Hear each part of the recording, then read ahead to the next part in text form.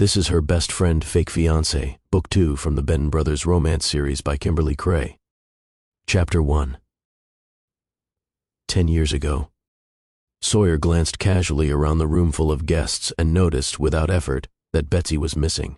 Must have snuck off to the restroom. Music thumped loud over the chatter as he weaved toward the drink station.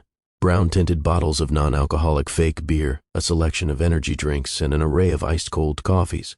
The sight alone, surrounded by solo cups and ice buckets, screamed parent-chaperoned graduation party. And that, it was, combined with his own farewell gathering, courtesy of Sawyer's insistent mother. And though he was surrounded by a few dozen of his finest friends, Sawyer couldn't shake the odd emptiness that hovered beyond the crowd. He always figured he'd be excited about trading his laid-back life on the West Coast for fast-paced living in New York City, but he hadn't known how hard it would be to say goodbye to all that he'd known. The distinct jostle of the bathroom door gained Sawyer's attention in a blink. A tall blonde stepped out of the doorway as it swung open. Dang, not Betzy. It was Daisy. Got a little something to put in those drinks? Came a voice from behind. Sawyer looked over his shoulder to see Duke standing there. If you ask around, I'm sure you'll find something. He motioned to a couple of his rowdier friends. Duke followed his gaze to where the crowd huddled beside one of the speakers. Thanks. Hey, wait, Sawyer blurted.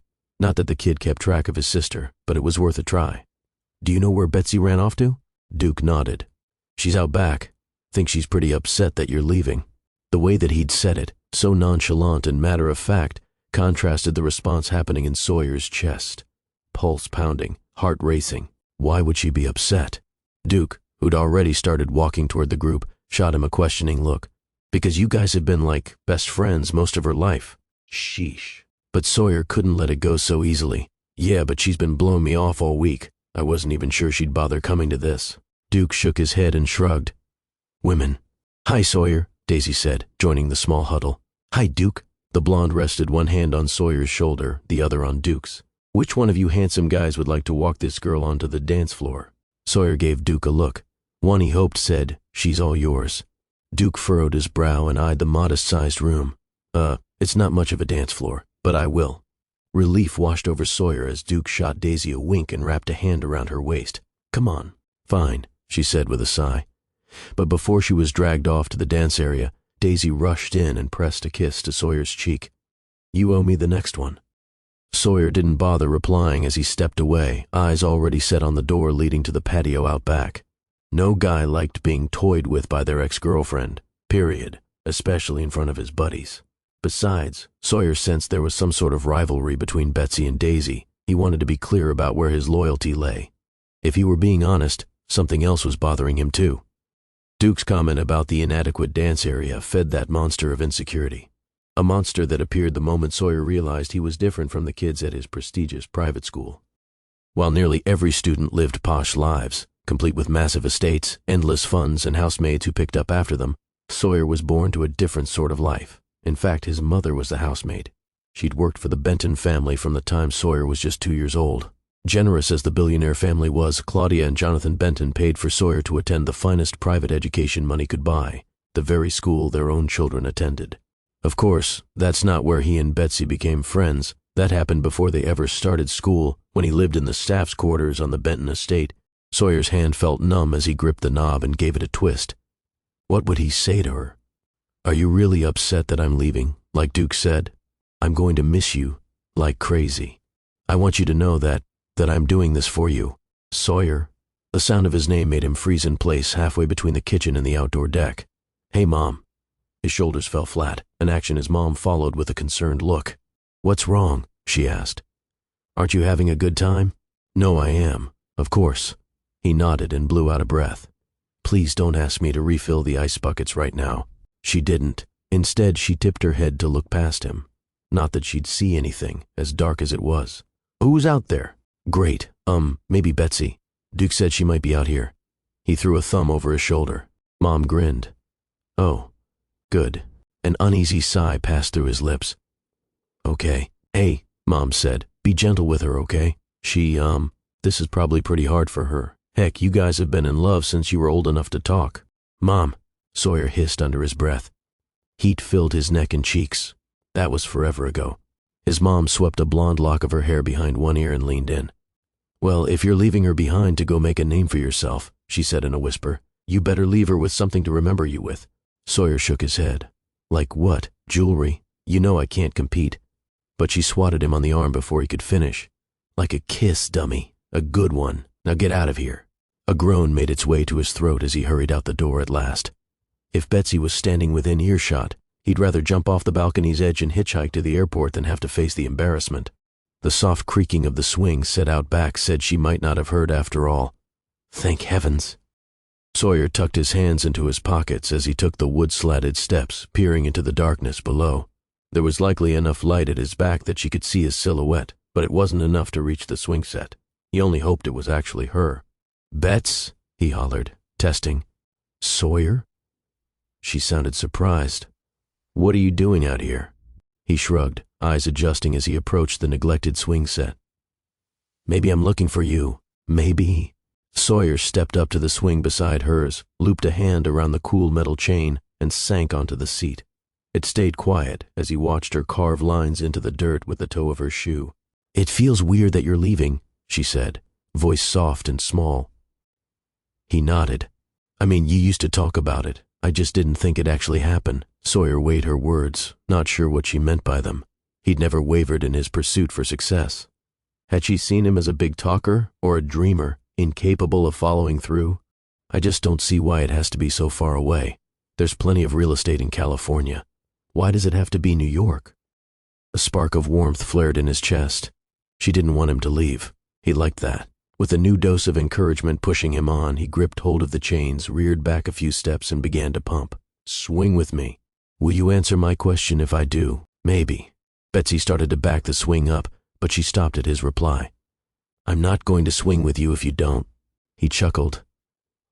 This feels like the good old days, doesn't it? Yeah. She plunked onto her swing and began to pump. It does. I miss it. More heat brewed low in his belly. I miss it too. As for the New York thing, it's what I've always planned on. My uncle's one of the biggest real estate tycoons in the business, and he's going to teach me everything he knows. Why not learn from the best? He swooshed past her a few times, back and forth, before finally matching her pace. Yeah, but you don't have to be rich, says the girl from the billionaire family, the one who just inherited her first $1 million. I invested my first $1 million and you know that's not important to me, right? Sawyer didn't reply. What could he say that he didn't believe her? I can still make you marry me either way, he said, thinking back on the silly document they'd constructed years back. Are you talking about the marriage contract? She said with a laugh. Oh, I can't believe we did that. I reeled you right in, didn't I? Sawyer was about to lean back and pump the swing higher, but her words stopped him short. He let his feet hit the dirt once, then twice before he stopped. What do you mean? The whole marriage contract was my idea. That cute little laugh of hers toppled from her lips. That's how I reeled you in. I got you to do it, and think it was your idea too. He'd have to consider that some more. The way he saw it, it was all his idea, all the way down to the determined age the marriage should take place, 28 years old. 2 significant events took place because of that contract, events that catapulted Sawyer toward one life-changing choice. The first came when Sawyer boasted the contract to his wealthy Uncle Ryan. Sawyer could hear his response even still. Oh no, little buddy. You can't marry into money unless you have money of your own. You better come work for me if you want to get a chick like that. While he'd gotten crap from his uncle about the impossibilities of marrying Betzy, she was getting an earful from her mother, one Sawyer had, by accident, overheard. I'm not mad about the contract, sweetie. I think it's cute. We love Sawyer too. But you're a Benton, don't forget that. When you come from money, you don't marry the housemaid's son. You just don't. Sure, the woman was kind to him. Very. And Sawyer had told himself that Claudia had likely changed her position over the years, but he couldn't be sure. Either way, those 2 instances sparked a determination like none he'd ever known. He would go work for Uncle Ryan, and then he'd come back and marry Betzy when he was ready. I'm going to jump, Betzy announced, pulling him from his musings. Should I do it? I wouldn't, Sawyer said as he looked into the darkness. Sure, his eyes had adjusted enough to see her right beside him, but the wider part of the yard looked like one black hole. Betzy started counting. 1. What if you run into the lawnmower or something? He asked. 2. She continued. Sawyer came to a stand and wiped his hands on his jeans. If Betzy said she was going to jump, that meant she would jump, all right. 3. And there she went, flying right out of her swing and into the darkness. Woohoo! She hollered from a spot across the yard. Sawyer squinted, trying to catch sight of her white summer dress, while an odd knot of longing pulled at him from the inside. He'd miss this, miss hanging out with the girl who'd captured him in every possible way. It had put him in a tough spot. He couldn't date her until he had money, but how was he supposed to keep her in his life without getting permanently placed in the friend zone?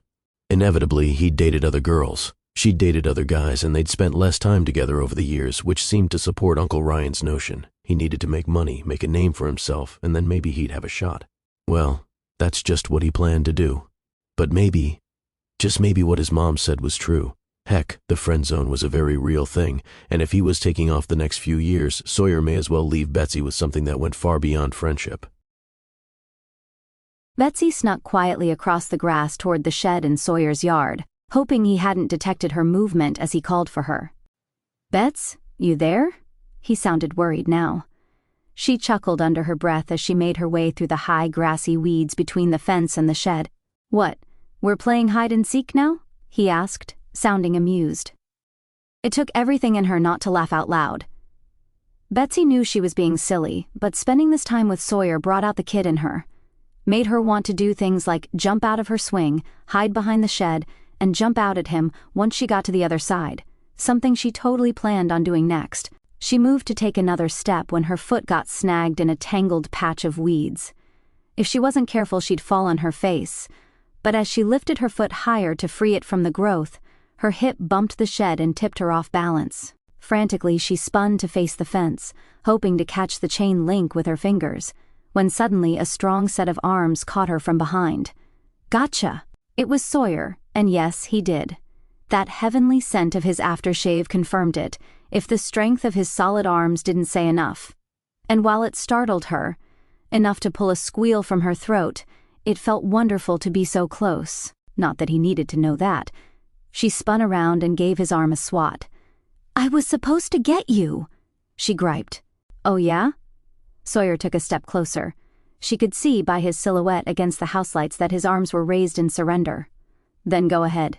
Get me." He stepped closer still, infusing her next breath with that masculine scent of him. She exhaled, the sound jagged and raw as the tips of his fingers slid down her forearms, further still until he cupped her elbows in his palms. Her feet were squared solidly below her shoulders, something she paid mind to as his foot slid right in between. She gulped, took one step backward, and met with a wall of sorts. The shed, perhaps? She spun to see a row of barrels nudged up against the shed. Oh. It had started out playful enough, but this, the chemistry blazing between them, this went beyond mere teasing and flirting. This was real, and Betzy knew it. Years of attraction, on her part at least, coupled with years of wondering where Sawyer's feelings lay. Did he like her more than a friend? She'd been positive that he had, but she couldn't explain why he'd never asked her out. What had he been waiting for? A green light? Could she give him the green light now? Too late.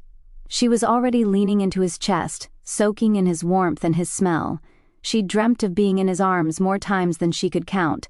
And now, among the stars, the moon and the crickets in the night, that dream was coming to life. As if reading her very thoughts, Sawyer moved his hands to her hips and squeezed. A deep thrill rippled through her at the sensation of his grip. He always was taller than her, now 6 feet to her mere 5.5, but he rectified that by hoisting her up and onto the surface of one of the barrels. He stepped in to close the gap, one leg sliding between hers, his warm hand still pleasantly on her waist. He came in then, tentatively at first, and brushed his lips against hers like a whisper. Yes. So good. If a green light is what he needed, a green light is what he'd get. She wanted more of Sawyer's kiss, needed it. Without another thought, Betzy moved her hands up his solid arms, slowly tracing the length of his biceps with her fingertips. Goosebumps rose over his skin as she reached his shoulders. And then his neck. She cradled the back of his head as his mouth grazed the spot just beneath her earlobe. "Betzy," he said, voice low and raspy, the heat of his breath a tease of its own. And then his mouth was on hers once more.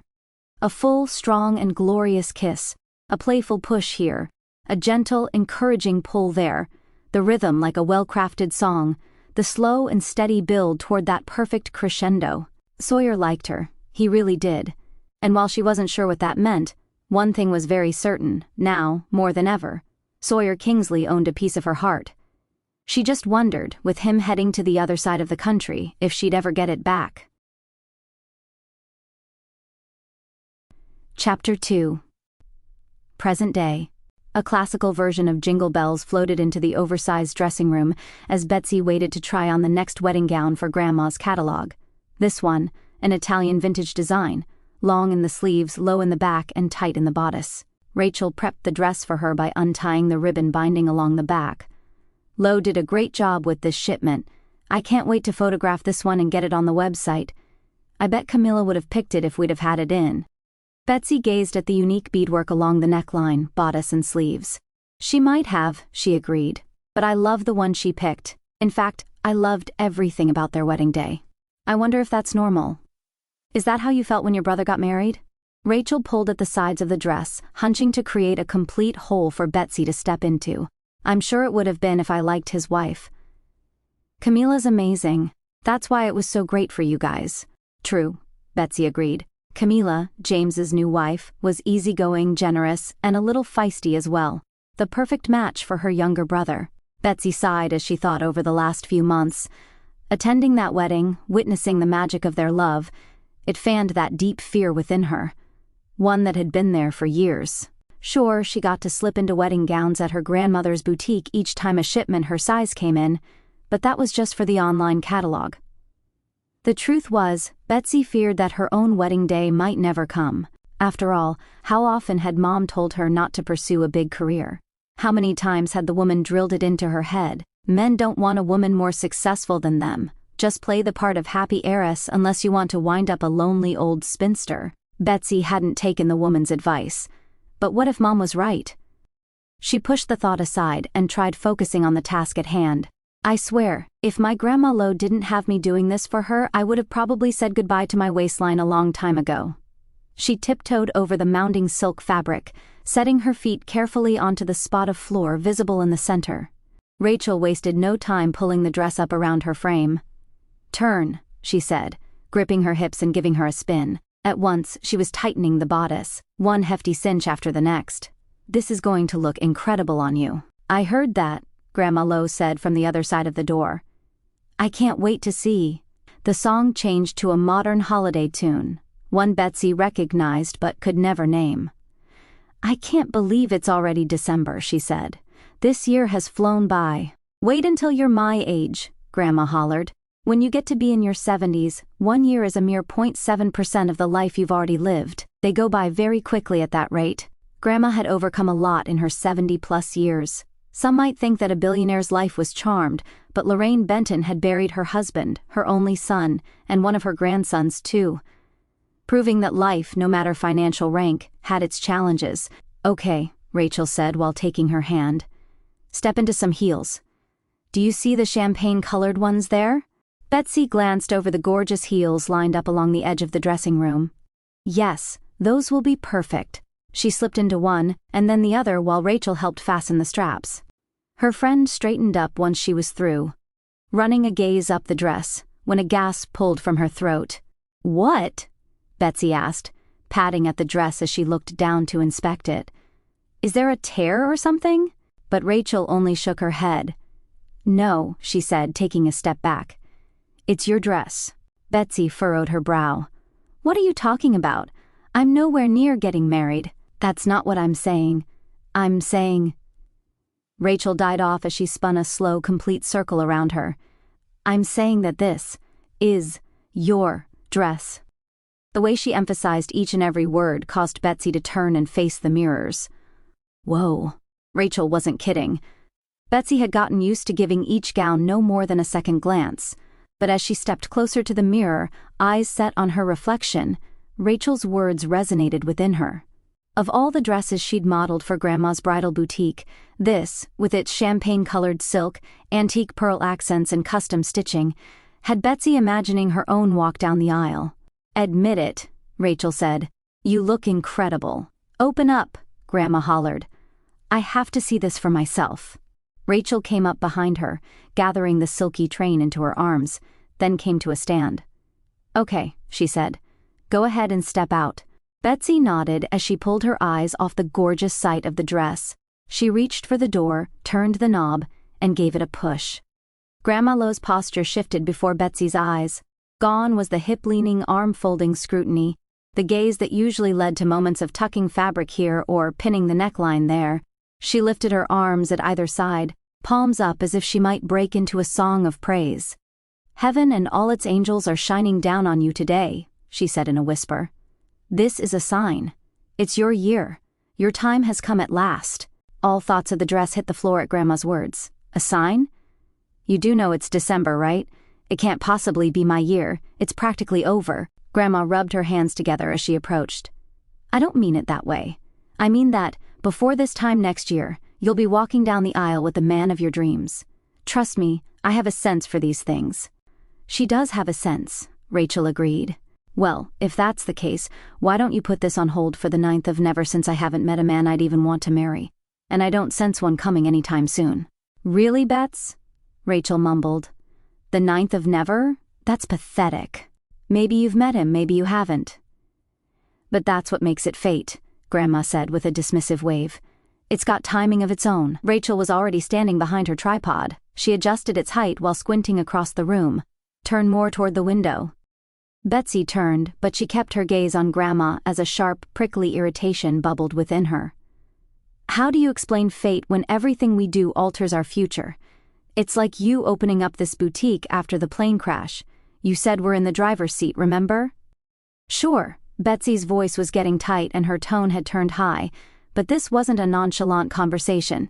In fact, Betzy had made some very important life decisions based on what Grandma said in the crucial months following the tragedy that took both Dad and Grandpa Benton to an early grave. Grandma merely chuckled under her breath with a shake of her head. "Oh, we're in the driver's seat all right. And we map out our course and go on our way and think we have it all planned out, down to the time of arrival. But then fate takes the wheel." "Okay," Rachel said from behind the lens. "Can we save this conversation for another time? We've got a lunch date, remember?" "That's right," Grandma agreed, her gaze darting to the crystal clock above the entrance. "Let me just fix this." Betzy held still as she gently tucked a strand of hair behind her ear. There was no point in reminding Grandma that her face wouldn't be in the pictures, just the dress. She had to print Betzy just the same. "Ah, there, beautiful." She attended to the dress's train next, laying it just so before hurrying out of the shot, hands squeezed together in delight. "If you were to walk down the aisle anytime soon," Rachel said as she adjusted the lens, "who would you marry?" An image of Sawyer Kingsley shot to Betsy's mind. Dark hair, perfectly trimmed 5 o'clock shadow, and hazel eyes that tugged at her heart like nothing else. A sigh slipped from her lips. "No one." "Oh, you've got to come up with one or two," Grandma said. "Definitely not Marcus Creighton, that jerk." "Yeah," Betzy agreed firmly. "Not him. A guy who let her rescue his company before publicly taking credit for that rescue wasn't even worth a mention." Rachel tipped her head past the camera. "Move your hands behind your back now." After Betzy did just that, Rachel sparked up the conversation once more. "I think if you had to pick someone right now, it'd be Sawyer. You two have a marriage contract and everything." Heat filled Betsy's face, but it was nothing compared to the explosion in her chest. That was the problem with keeping the same friend for so long. They knew all your childhood secrets. "He is still single," Rachel continued. Grandma shuffled closer to Rachel, watching over her shoulder as she worked. "What marriage contract is this?" she asked. "Go down a little lower, will you? Get the reflection of the floors in a few shots." "It's nothing," Betzy assured. "We were just kids." "If it really was nothing," Rachel said, "your face wouldn't match the roses Lo had delivered this morning." "Sheesh, good thing I'm shooting from the neck down." Betzy could hardly believe the irony of it all. What were the chances that fate, Sawyer, and stupid Marcus would come up in the same conversation? Still, if she were being honest, Betzy had always felt as if she and Sawyer were meant to be, or fated, as Grandma might say, especially after that kiss. But then Sawyer left. 5 years later, just when Betzy thought he'd return and life would go back to normal, Dad and Grandpa were killed in the plane crash, and life shifted to a new kind of normal. Mom, who'd always been closer to the boys, went quiet, retreated to her room for days, sometimes weeks at a time. Grandma had swooped in to pick up the pieces. Forget the fact that she was hurting too. Amongst it all, Lorraine Benton, after burying her husband and her son, opened the wedding boutique of her dreams. Not to make money, heck, the family had more than they could spend, but to fulfill an inner desire, to be at the place where happiness begins. In essence, she'd taken fate into her own hands. An act that inspired Betzy to do the same with one bold move. It hadn't gone well. She mused back on that time in her life while driving to the clubhouse. Outside, shoppers hurried along the bustling sidewalks. Christmas lights hung from the palm trees along the storefronts, reminding the city of Los Angeles that it was Christmas time indeed. She couldn't help but wonder if Sawyer would come home for the holidays this year. And if he did, would he reach out to her? Try to get together for a drink and catch up? After flying in for the double funeral, Sawyer veered from the norm and flew his mother out to New York for the holidays instead. Betzy hoped he wouldn't do the same this year. "Your mother's going to be here, right?" Grandma asked as she retouched her lipstick. "Yes," Betzy said. "And Camila, too." Good.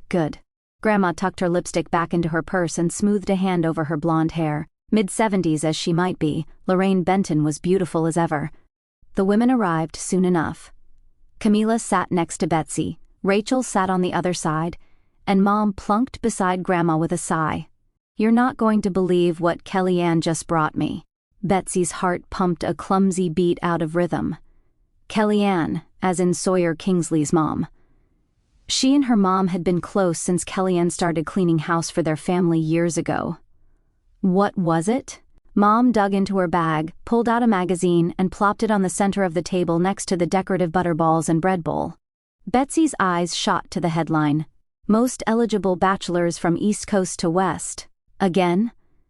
Betzy was the first one to snatch the magazine off the table and pull it to her chest. "This one's with Slipper magazine," Mom said. "Last time it was World's Way." Quickly, Betzy flipped page after page, not bothering to look at the index in front.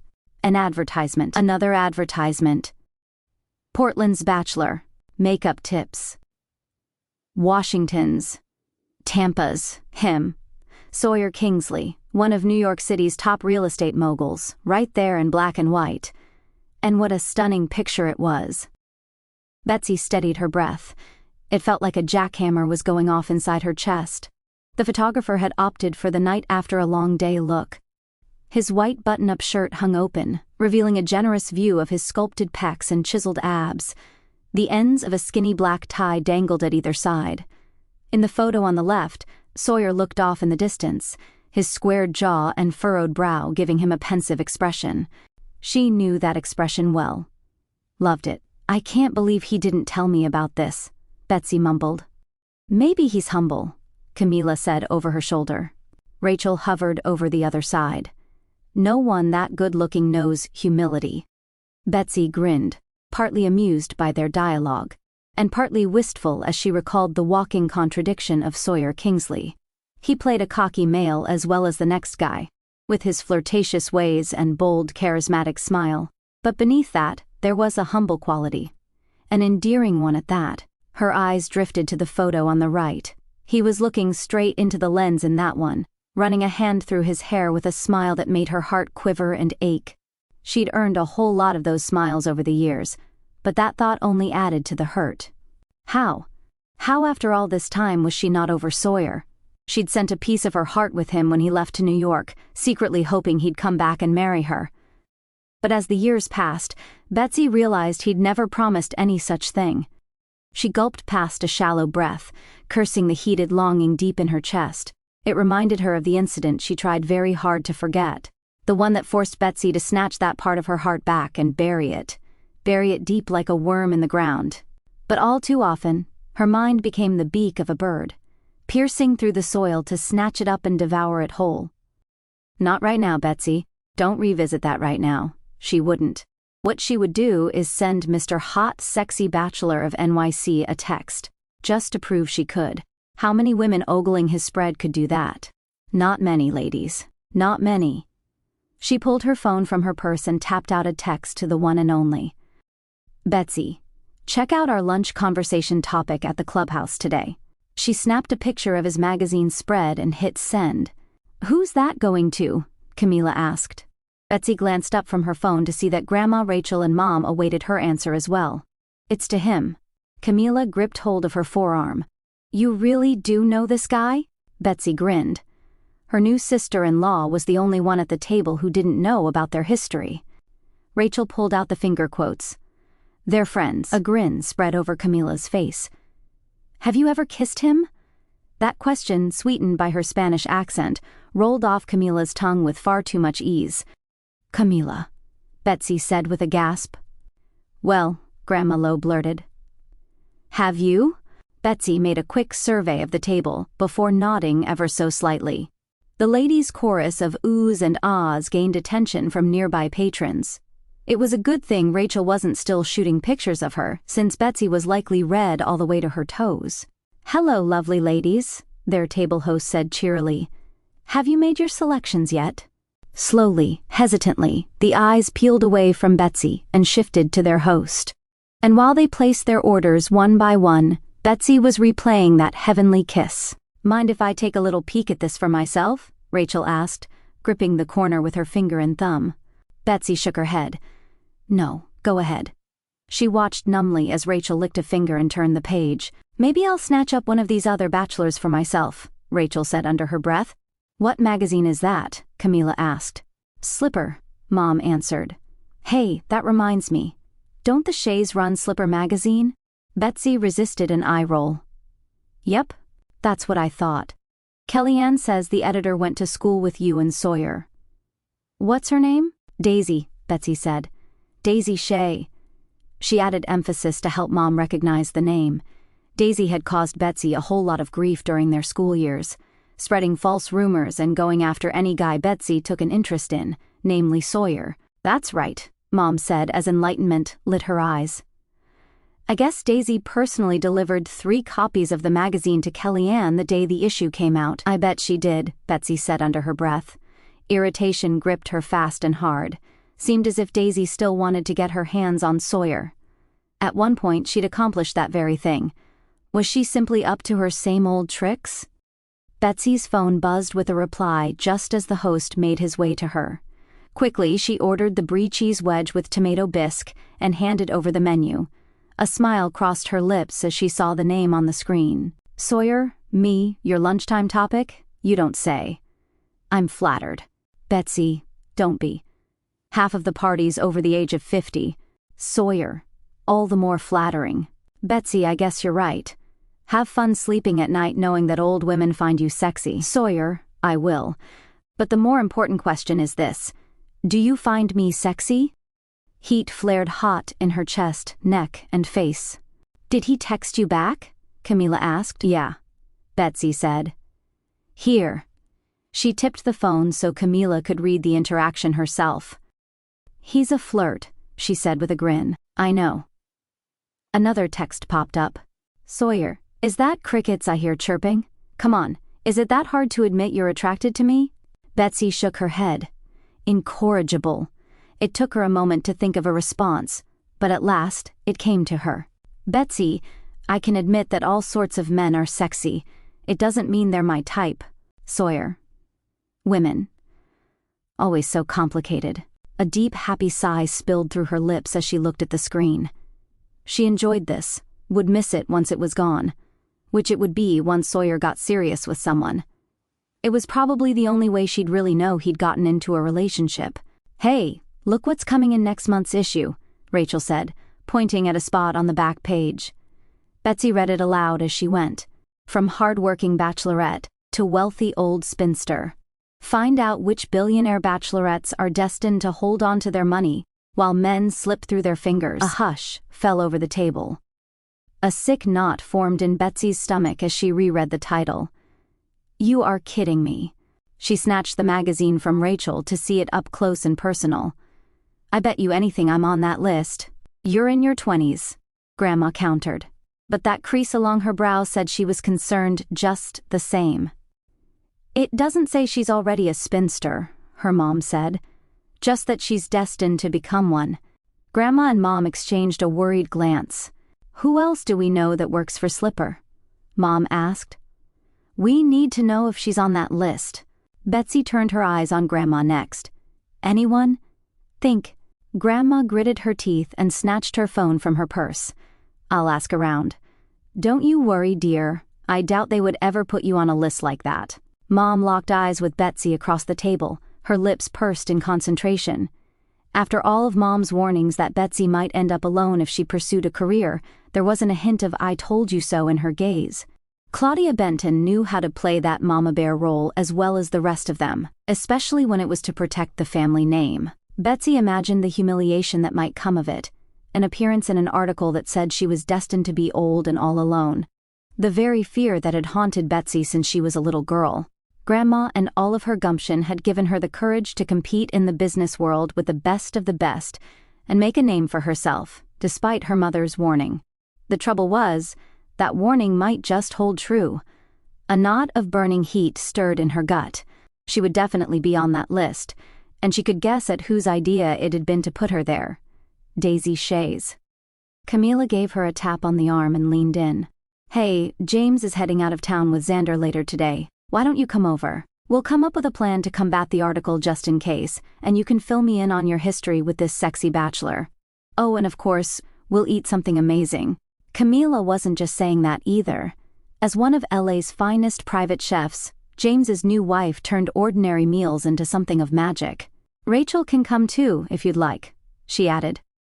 Betzy gave Camila a grin, grateful to finally have a sister at last. Thank you, she said. I'd love that. She glanced down at her phone to see if Sawyer had texted anything more. He hadn't, which left his latest words like black dots against the white screen. Women, always so complicated. But she had to disagree. Sawyer Kingsley, he was the complicated one. No matter how many times Betzy had hoped something might happen between them, she'd met with one too many disappointments in that regard. He was, in a way, untouchable. Sadly, she would likely never kiss those lips again. Unless, Betzy mused wryly, she wanted to kiss the pages of that magazine. Chapter 3.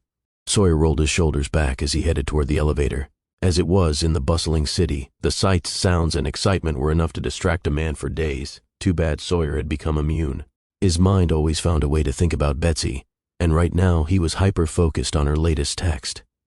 The elevator dinged, the doors glided open, and Sawyer joined the crowd as they stepped inside. He moved to the back wall, tugged his phone from his pocket, and gave it another glance.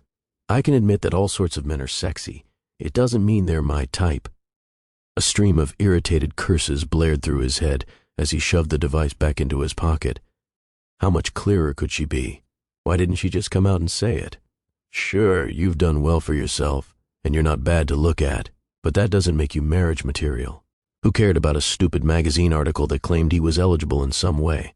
That statement couldn't be farther from the truth. Heck, everything he'd done, the success he'd worked so hard to gain, all of it was for her. No, he might be single, but that didn't mean he was available. Not really. His phone gave out a quick buzz. Please be from Betzy. One look at the text itself said that maybe it was. It asked one simple question, one he'd been waiting for Betzy to ask. But the name attached wasn't hers. Daisy. Hey, bachelor, are you coming home for the holidays? He couldn't help but cringe. Though it hadn't been a necessary part of her job, Daisy Shay had made a point to come out to NY when Sawyer met up with the photographer and the reporter, too. Daisy insisted he join her for a drink after the interview. When he declined the first 2 times, stating his schedule wouldn't allow it, she said she'd simply reschedule her flight and stay a while longer. That woman always was persistent. He'd give her that. Persistent enough to lean into him at the bar and steal a kiss. He shook his head at the recollection. Sure, Daisy was attractive, always had been, but she couldn't hold a candle to Betzy in his eyes. Sawyer tucked the phone back into his pocket. He wasn't so sure he would fly home now. Maybe he'd fly Mom out to New York again, only he knew she didn't want that. Mom preferred the moderate temps of California any day of the week, plus she didn't want to leave Mario behind, him getting up there in years and all.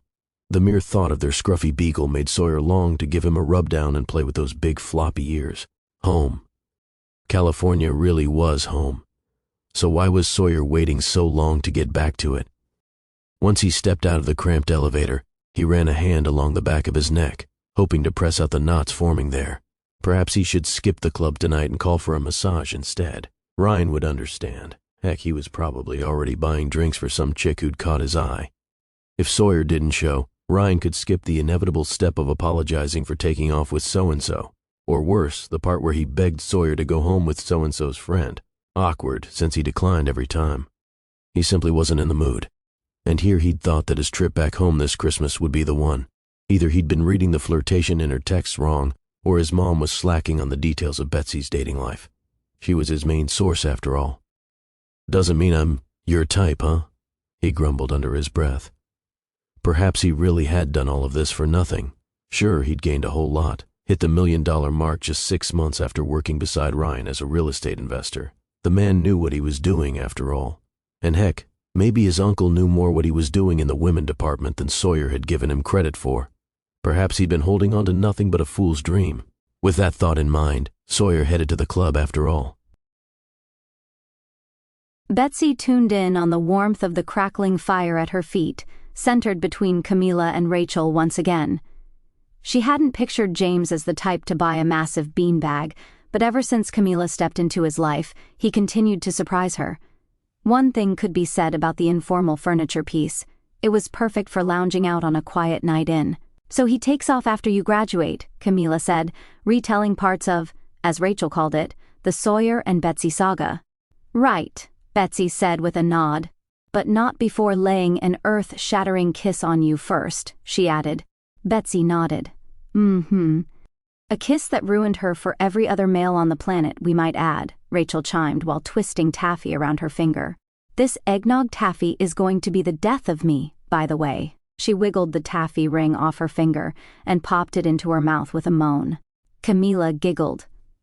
"Glad you like it. This isn't some tactic to make yourself thinner than all the women around you, is it?" Rachel accused. "Hey, we're women," Camila said. "We like our curves, right?" Betsy did her best to laugh along, but inwardly, she was ready to move past the next part of her story. And while she dreaded replaying the event that soured her against fate, Betsy could really use some fresh insight from her new sister-in-law. As supportive as Rachel might be, her radical tendencies often tainted her view. Rachel didn't deny it either. "So you've stayed close all this time, right?" Camila said. "Like, from a distance, I mean." Betsy nodded. "Right. We text off and on a few times a week." Rachel leaned over Betsy's lap and shot a look at Camila. "Don't you think it speaks volumes that they don't talk to each other about their love life? Like, ever?" Betsy had just moved her gaze off Camila to Rachel, but she ping-ponged back to see Camila give her friend a nod. "Yes, I do. To me, that says the feelings are mutual. You do have feelings for him still, right?" The fire seemed to move from the hearth to Betsy's chest. It was a good thing she was used to Rachel and her direct ways, since Camila, as sweet and innocent as she might be, wasn't familiar with the whole beating around the bush approach, which Betsy had grown rather fond of on the topic of Sawyer Kingsley. "I guess," she admitted. "But here's the problem. And maybe I'm just going to brush over the last 10 years a little because nothing really eventful happened during that time until..." Betsy stopped there.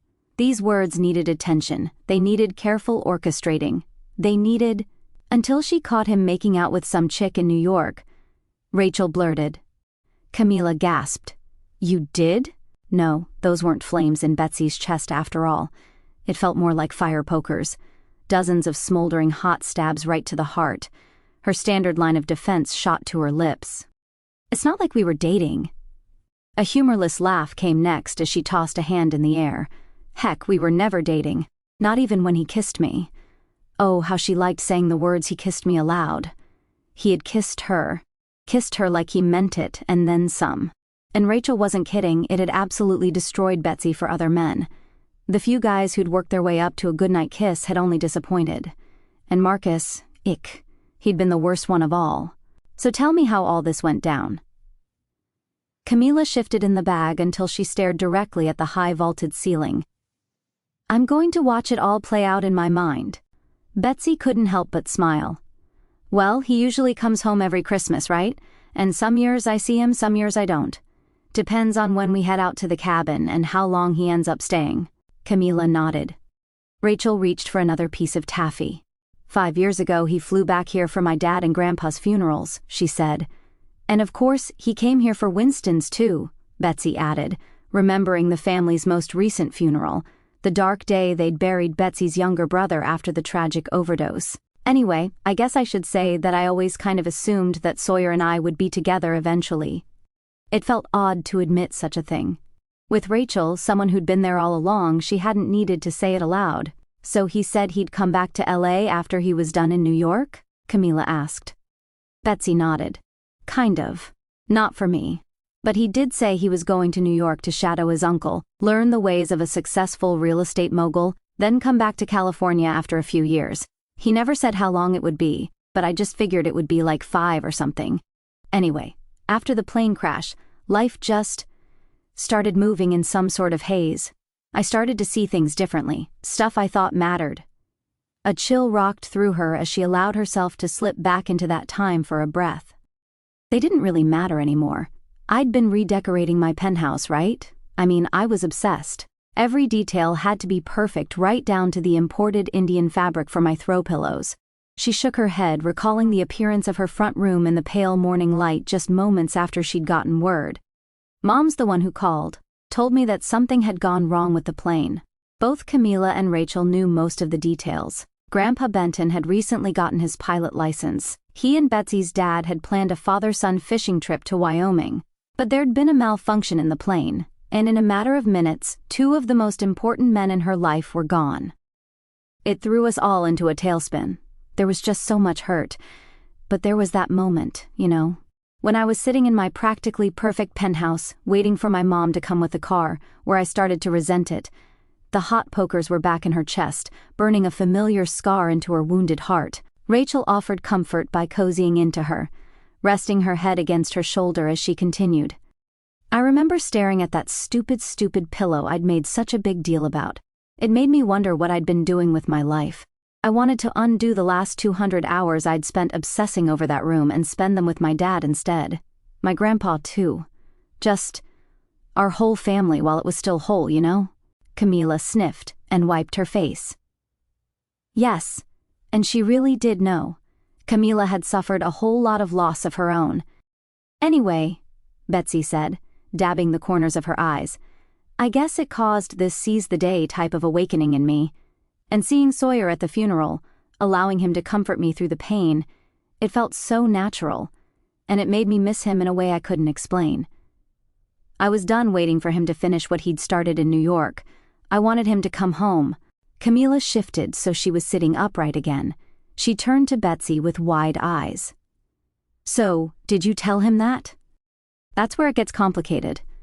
I decided I'd tell him. In fact, I told myself that I'd tell him when he came back for the holidays. But that was the year he decided to fly his mom to New York and spend Christmas there. Maybe because he'd just been here for the funerals. Maybe his mom really wanted to spend the holidays in New York before he left. I don't know, but it felt like our relationship had been shifting a little. I figured he was coming back soon, and it felt like, to me anyway, that we were working our way into a romantic relationship after all this time. Camila smiled knowingly. How romantic. Betsy grinned as well. In some ways, it was. But like Rachel said, we didn't talk about our dating life, so I was just assuming he was available, like me. So Christmas passed, his mom came back into town, and then came New Year's Eve. Oh my gosh, Camila blurted. This is like a movie. Betsy couldn't help but be amused by Camila's excitement. If it is, this is the scene that makes you cringe, trust me. She put her mind back on that day. The hustle and bustle of getting onto the jet, making arrangements for a driver when she got into the city. I flew out to New York on New Year's Eve.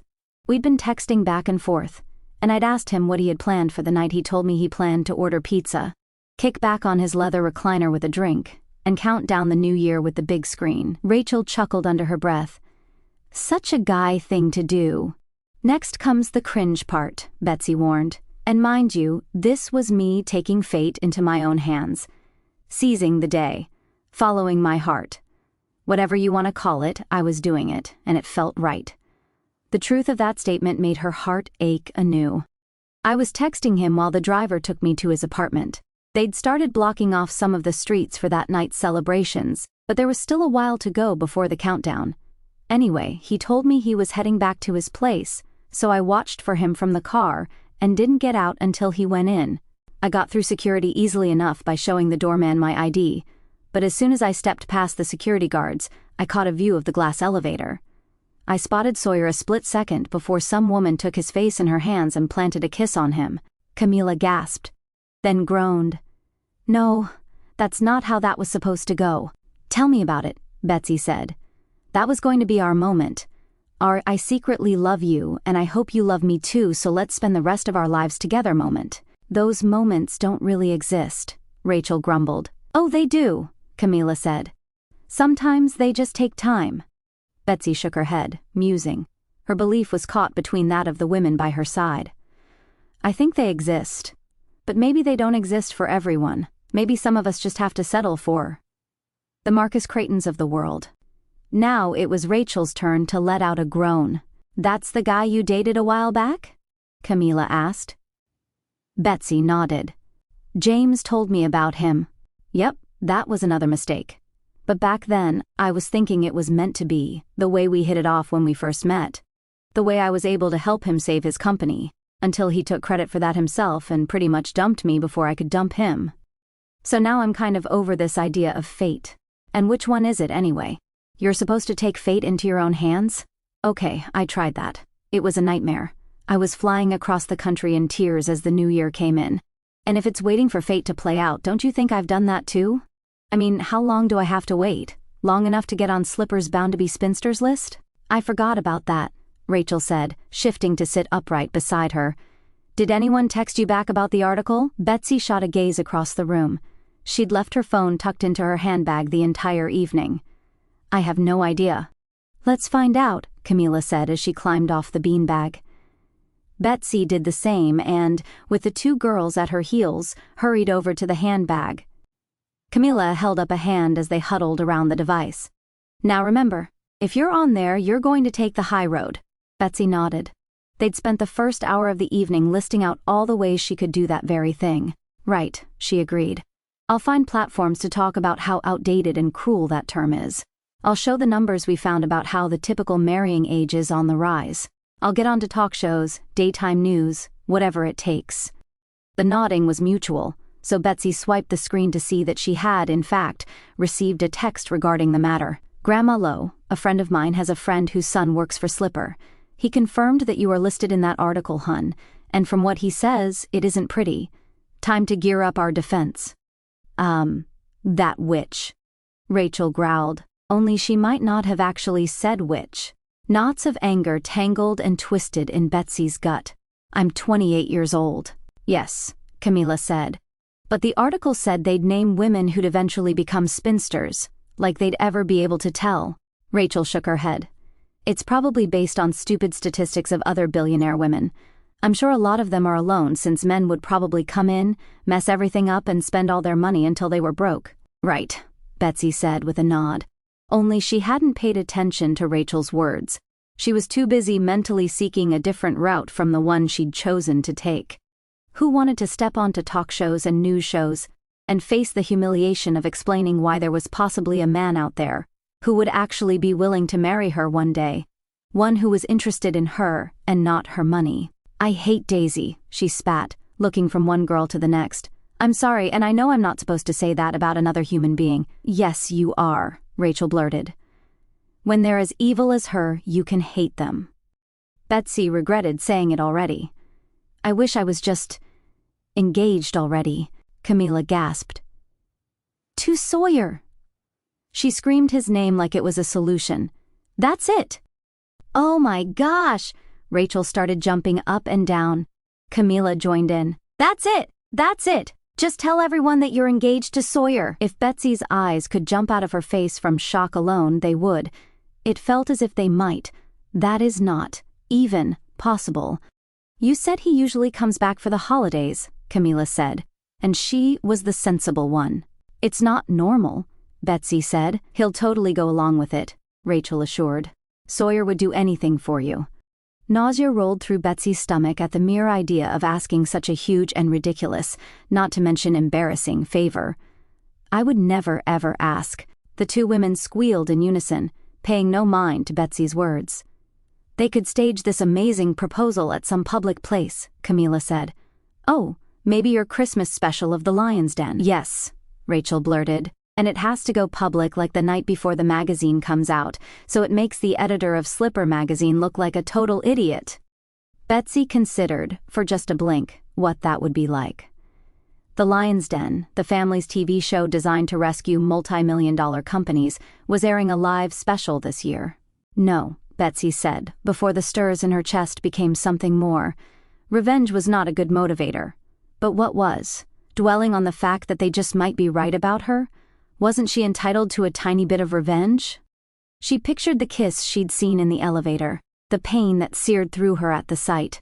She couldn't take another letdown, and if she dared ask Sawyer about something like this, she'd probably find out just what was happening in his love life, and she wasn't sure she could take that. "Guys," she blurted. "The high road, remember?" The chatter died down. The excitement, like a live force in the room, dropped too. Nosedived was more like it. "Right," Camila said with a sigh. No, you're right. The other way is better. Let's stick to plan A." "I like plan B better," Rachel said with a humph. Betzy went over the list they'd made in her mind. "I'll reach out, see when I can make a few appearances, and we'll combat this ugliness with grace, the way Grandma Lowe would." "And finesse," Camila added, as she snatched the champagne off the counter. She poured a bit of the sparkling drink into the glasses nearby, handed one to both Betzy and Rachel in turn, and lifted her own glass toward the center. "Here's to doing this with grace and finesse." "With grace and finesse," they repeated. "Cheers!" Chapter 4. Sawyer stepped on the clutch, shifted into fifth gear, and relished the feel of the salty coastal breeze on his face. Boy, did he miss driving